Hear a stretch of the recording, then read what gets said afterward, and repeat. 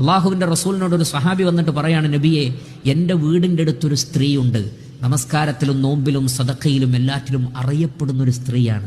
പക്ഷേ അയൽവാസികൾക്ക് നാവ് കൊണ്ട് എല്ലാ ഉപദ്രവവും ആ സ്ത്രീയെ കൊണ്ടുണ്ട് താനും. നബി സല്ലല്ലാഹു അലൈഹി വസല്ലം ഉടനെ നൽകിയ മറുപടി, ഹിയ ഫിന്നാർ, ആ സ്ത്രീ നരകത്തിലാണെന്ന് റസൂലുള്ളാഹി സ്വല്ലല്ലാഹു അലൈഹി വസല്ലം.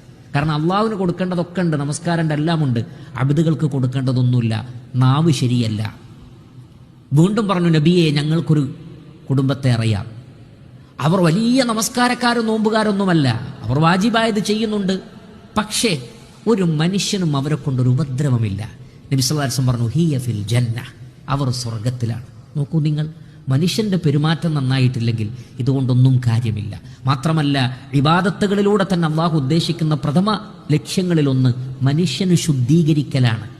മുഹമ്മദ് നബി സല്ലല്ലാഹു അലൈഹി വസല്ലം അള്ളാഹു നിയോഗിച്ചത് എന്തിനാണ്? ഹുവല്ലദീ ബഅസ ഫിൽ ഉമ്മiyീന